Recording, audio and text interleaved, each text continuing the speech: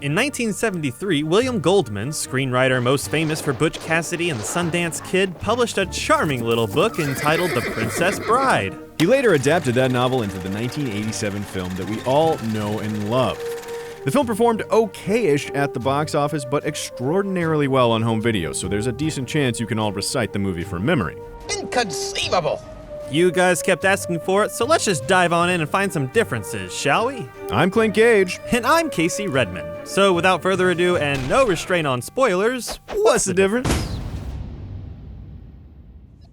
In the movie, a young Fred Savage, sick in bed, is visited by his charmingly grandfatherly grandfather who reads to him the book The Princess Bride by S. Morgenstern, which takes place in the fantasy kingdom of Florin. In the book, it's 10-year-old William Goldman who has read S. Morgenstern's book by his father. Wait, isn't William Goldman the author of the book? That brings us to the first difference. Hooray! In the book, author William Goldman claims to have only abridged an existing work by S. Morgenstern, who was one of the most prominent citizens of Florin, which is a real country, and the story, which includes plenty of true love and high adventure, is based on historical events. Okay, so in this fictional reality, the place, people, and events are real. Got it. He's so inspired by the book, he gives it to his own son to read, who declares it boring. Which doesn't make sense because it has fencing, fighting, torture, revenge, giants, monsters, chases, escapes, true love, miracles. So author Goldman rereads the book and discovers it is mind-numbingly boring. So he does an abridgment and leaves in only the good parts. The movie skips entirely over this, which is just as well because it's super meta. I'll try and stay awake. Thank you very much. Very nice.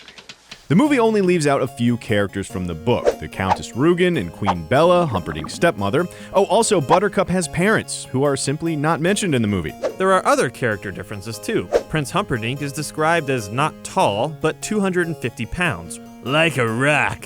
Vizzini, the Sicilian mastermind, is described as maybe a hunchback, but with the face of an angel. Wallace Shawn has a bit of a babyface thing going on, but he's no hunchback. But in both stories, we start with Buttercup, who loved riding her horse and tormenting the farm boy who never said anything to her except "as you wish."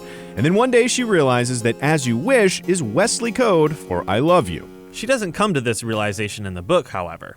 You see, book Buttercup is, how do I put this, not so bright.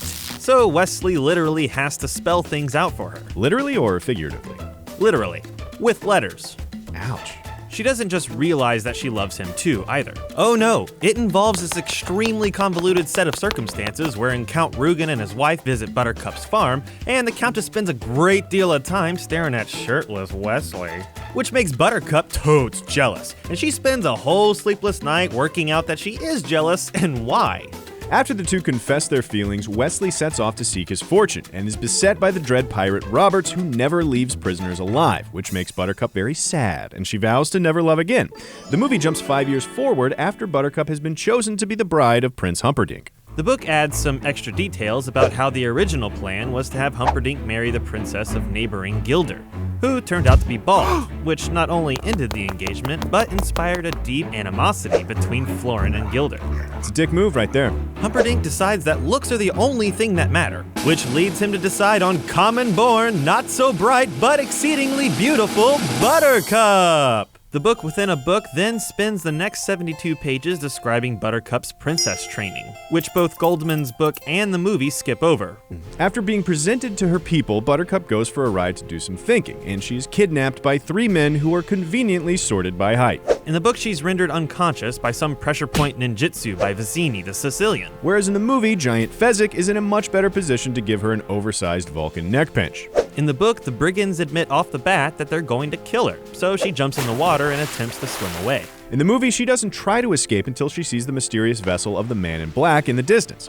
Ultimately, though, Buttercup has to return to the boat because she's being set upon by the shrieking eels. In the book, they're sharks, which Vizzini whips into a frenzy by throwing a cup of his own blood into the water. Ew. Yeah, but sharks are all about that shit. It's true. I love it. Oh, I love that shit too. Hey, why do we have the same voice? I don't know, laziness?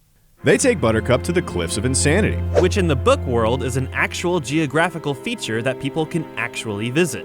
They scale the cliffs, pursued closely by the Man in Black. At this point, the book takes some time out for some backstory on Fezzik and Inigo, which was left out of the movie. While the movie covers the broad strokes of the Spanish master swordsman on a quest for revenge and the gentle giant who loves rhymes, The book goes into a lot more detail about Inigo's training to be the greatest swordsman alive, his failures in finding the six-fingered man, how he turned to drink, and how Fezzik became unemployed in Greenland. and while Humperdink is pursuing them in the movie, showing himself to be the greatest hunter in the world, In the book, this is a much bigger deal. His love of hunting is so deep that it interferes with his statesman duties, including getting married and producing a male heir to the throne. that's pretty much how monarchy works, even in kingdoms that are real in fake books. It got so bad, Humperdink had to commission a zoo of death to hold animals that he could hunt at will, without having to travel. Which is not the point of zoos. I checked. So the man in black bests Inigo with a sword and Fezzik in hand-to-hand combat, and comes to confront Vicini. The confrontation takes place by day in the movie. But by night in the book.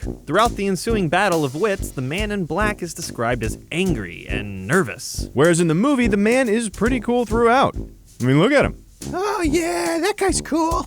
Still, in both cases, there's iocane powder in both goblets, which the man in black is immune to.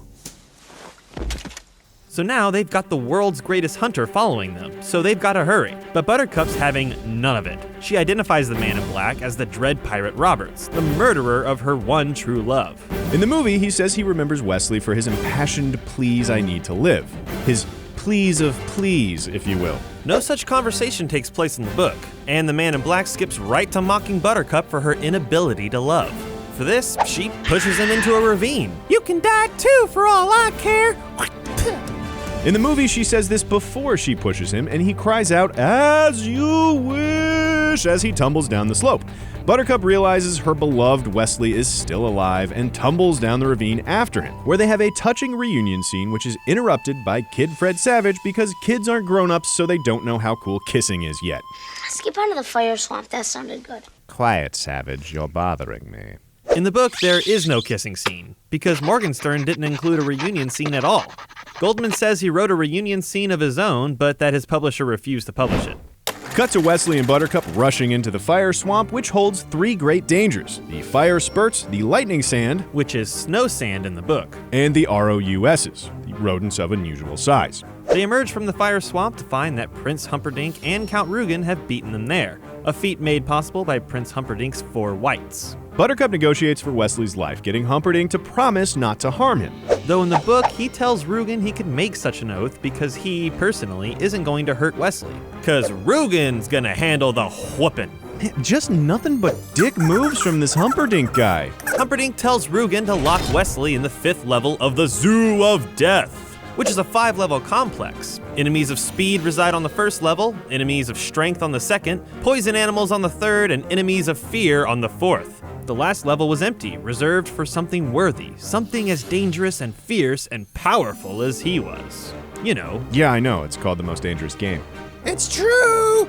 In the movie, the Zoo of Death became the Pit of Despair, because when you cut out backstory, you have to be more straightforward about things. Also, 5 floors of wild animals would require a lot of animal trainers and humane association inspections and stuff like that. So, Pit of Despair it is. The Zoo of Death is tended by an albino, who only speaks in whispers. The movie looks like it's going there, but then reverses course and makes a gag about how normal the albino's voice is after all. Don't even think. Don't even think about trying to escape. A lot of the plot differences up to this point have been fairly minor, but switching out the Zoo of Death for the Pit of Despair causes a ripple of changes in the story. In the Pit of Despair, Count Rugen sets upon Wesley almost immediately with his dastardly machine. Whereas in the book, the machine isn't finished yet. And so Rugen uses more conventional torture devices on Wesley for the 90 days between the fire swamp and the wedding. In the movie, it's only 10 days until the wedding, so things are a bit compressed. Which is fair enough, because a lot of the events of those 90 days are abridged from the book within a book anyway. Because it's just party after party, wherein Buttercup becomes even more popular. At some point in there, though, the old king dies, and Buttercup and Humperdink are married in a quick ceremony. And when Buttercup is presented to her people as the queen... Wait, that's not what actually happens. She doesn't actually marry Humperdink. Dude, stop getting all Fred Savagey on my explanation. Because you're fucking up the story! Like I was saying, a dirty old lady calls her filth for letting her true love walk away. But it was all a nightmare! Though it's a misdirect that upset not only Fred Savage here, but also young author Goldman, whose father let him go a whole night without reading on and telling him the truth. And Goldman's pretend book father was way meaner than movie grandpa. The book follows up with 3 more nightmares about how Buttercup is incapable of love, inspiring Buttercup to declare that she can never marry Humperdink. In the movie, it only takes the one dream. Movie Buttercup is a little faster on the uptake, don't you know? In both stories, Buttercup writes a letter to Westley to be borne to him by Humperdink's 4 fastest ships. But in the book, she needs Humperdink's help to write it, which gives him opportunity to ask probing personal questions, which he uses to inform Wesley's torture. They attempt to get Wesley to admit someone hired him to kidnap the princess, even though by now we know it was Humperdink's plot all along. Whereas in the movie, the torture is purely an academic exercise as part of Rugen's in-depth study of pain. Interesting. Humperdink puts other parts of his elaborate gilder frame job in motion as well, ordering the thieves' quarter cleared. In the movie, it's the thieves' forest. At this point, Inigo has just been getting himself drunk in the thieves' quarter for the whole 90 days in the book, because he suffered an existential crisis after being defeated with a sword. In the movie, he's just already drunk, and he came back to the thieves' forest because Vicini said to go back to the beginning. I am waiting for you, Vicini. In both the movie and the book, Inigo knows that his only hope of reaching Count Rugen, the Six-Fingered Man, and getting his revenge is to recruit the Man in Black to help him plan. Unfortunately, Humperdink has already killed Wesley with Rugen's torture machine.